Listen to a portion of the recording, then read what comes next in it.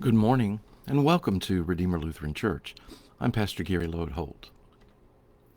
One of my favorite jokes tells of a paramedic being interviewed for a local television program. The host asked for the paramedic to describe the most unusual call he had responded to. After a moment's thought, the paramedic said, "One Sunday morning, we were called to that big brick church at the corner of Main and Elm. An usher had noticed someone sitting in the pews who appeared to be dead." The host said, "What was so unusual about that call?" The paramedic answered, "We carried out 3 guys before we found the man who was dead." I have wanted to do a week of these Pastor Gary Live segments on humor in the Bible for a long time. My hope is not to find lame jokes like that one, but rather to look at stories in the Bible where humor plays an important role, stories that people would have laughed at in Bible times. These stories often also have important things to say, but we are so caught up in our own times, so far away from their times, that things have changed and we don't often catch or see the humor. In addition, we expect the Bible to have a serious message, so we look for the serious part and don't take note of the elements of humor that are there too. Maybe we can change some of that this week. Not that the Bible is a laugh a minute. In fact, like I have alluded to already, a good bit of the humor is situational and is only funny in Bible times and wouldn't seem necessarily funny to us. The humor in the Bible is not like the humor we expect today. There are no stand-up comedians offering jokes. There are no actors engaging in slapstick or anything like it. Rather, the humor in the Bible often is marked by irony, reversals, trickery, and narrow escapes. Sometimes the humor in the Bible features juxtapositions of people that you would never put together, who are thrown into circumstances together in humorous ways. A quick example might be the twin brothers Jacob and Esau, who are as different from one another as night from day. And Jacob ends up getting the best of his brother, only to flee for his life and encounter an uncle who is more of a scoundrel and cheat than Jacob is. Now, we don't laugh at that.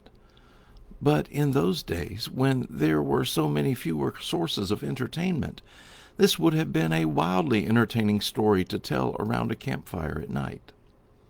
They would have laughed and been amused when the cheat Jacob gets his comeuppance.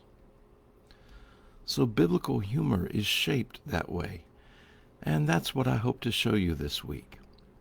One scholar has counted what he believes is over 1,000 lines of humor in the Bible. We are going to look at just a few. Since we needed to take some time today to talk about the character of humor in the Bible, I'm going to give you just a couple of short, humorous situations to finish our time together, a couple of events in the book of Acts that describe humorous situations. In Acts 12, we are told of King Herod wreaking violence against the followers of Jesus. In fact, the chapter describes that one of his disciples, James, the brother of John, was killed with the sword, the first of the 12 disciples to be martyred. Peter, among others, was arrested. As the chapter continues, we find out that Herod planned to bring Herod out the next morning to be killed. But the very night that was decided, Peter was sleeping between 2 soldiers and bound with 2 chains. Suddenly a light appeared in the cell, and an angel told Peter to get up and go quickly. The chains fell from his wrists, and Peter followed the angel out past 2 guard posts, and the gate at the prison door opened on its own before them. Peter didn't think it was real, that it was only a vision. Suddenly the angel was gone, and Peter found himself standing in the street all alone. He hurried to where the disciples were hiding behind locked doors and knocked. That's when the humor happens. A servant woman named Rhoda came to the door with fear, thinking it might be the soldiers coming to arrest them all. She asks, "Who is at the door?" And when Peter answers, she recognizes his voice, and in her excitement, she ran to tell the other disciples that Peter was there. But she forgets to open the door for Peter. So there Peter is, out in the open, a new escapee, under threat for his life, knocking and trying to get in. Maybe we can see ourselves in Rhoda's excitement and chuckle at how she forgot to open the door.